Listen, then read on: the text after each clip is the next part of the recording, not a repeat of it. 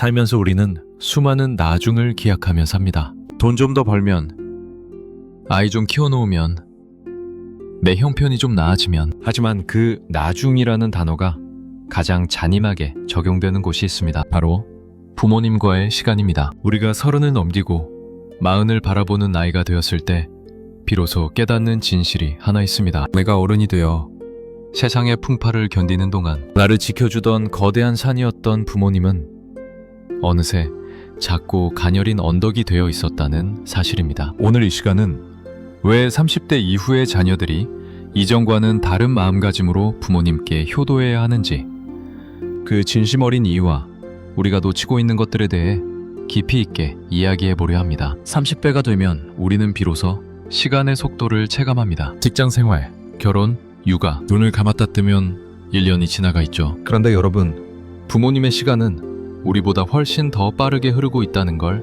알고 계십니까? 통계적으로 30대 자녀를 둔 부모님은 60대에서 70대에 접어듭니다. 건강보험공단의 자료를 보면 한국인의 평균 건강 수명은 생각보다 짧습니다.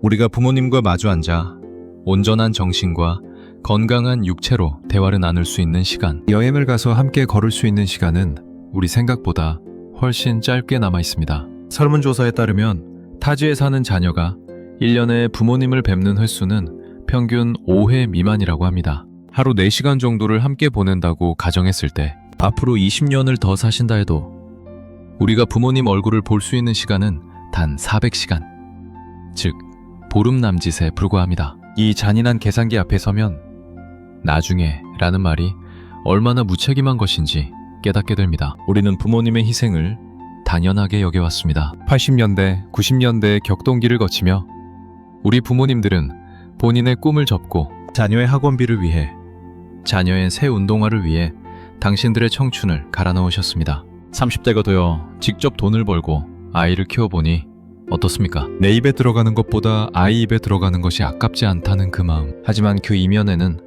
인간으로서 포기해야 했던 수많은 욕구가 있었음을 우리는 이제야 이해하기 시작합니다. 아버지는 회식 자리에서 상사에게 굽신거리고 싶어서 그러셨던 게 아닙니다. 어머니는 유행하는 옷 한 벌 입을 줄 몰라서 늘 낡은 옷만 입으셨던 게 아닙니다. 그 모든 인내의 끝에는 나라는 자녀가 있었습니다. 우리가 누리는 평범한 일상은 부모님의 비범한 인내 위에 세워진 성전입니다. 이제 그 성전의 주인이 된 우리가 퇴락해가는 성전을 보수해야 할 때가 바로 지금입니다. 많은 이들이 효도를 빚을 갚는 행위라고 생각합니다.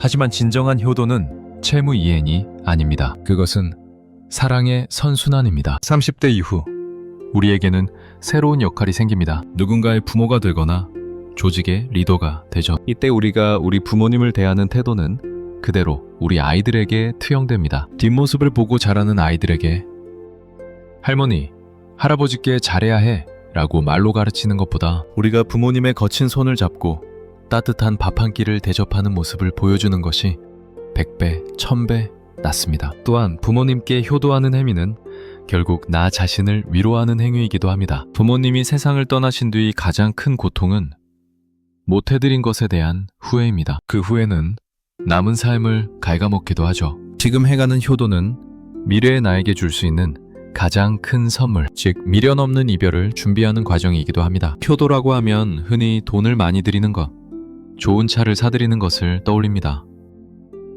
물론 경제적 여유가 있다면 좋겠지만 부모님이 진심으로 갈구하는 것은 다른 곳에 있습니다. 첫째, 관심이라는 이름의 전화 한 통입니다. 30대는 바쁩니다. 하지만 점심시간 5분, 퇴근길 10분은 낼 수 있습니다. 엄마, 오늘 점심 뭐 드셨어?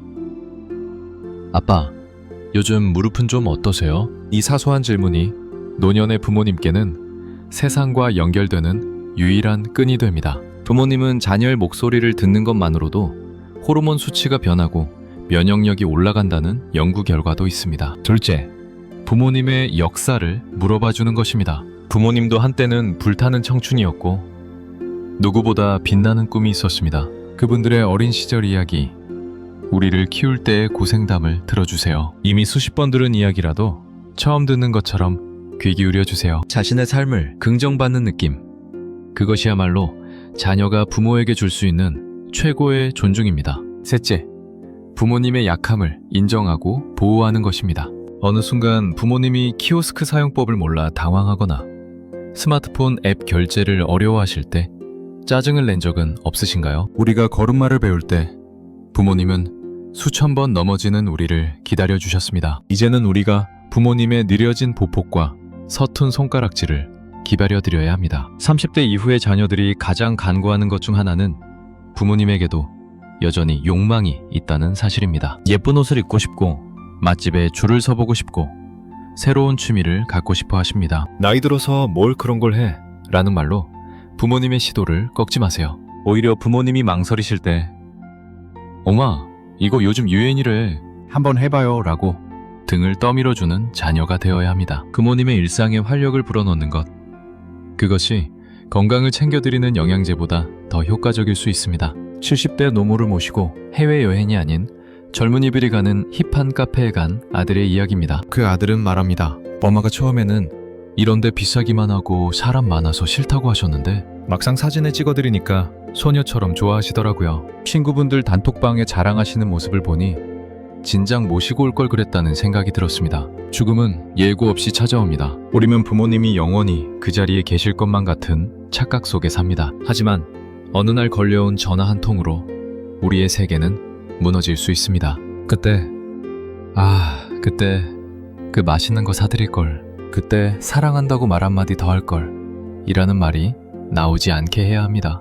30대인 지금 당신의 경제력과 체력이 가장 정점에 있을 때 부모님께 모든 것을 쏟으십시오. 그것은 낭비가 아니라 인생에서 가장 수익률이 높은 투자입니다. 사랑이라는 이름의 배당금이 당신의 가슴 속에 평생 쌓일 것이기 때문입니다. 이 대본을 듣고 있는 30대, 40대, 그리고 그 이상의 자녀 여러분, 지금 당장 휴대폰을 드십시오. 그리고 부모님께 메시지를 보내거나 전화를 거십시오. 와창한 말은 필요 없습니다.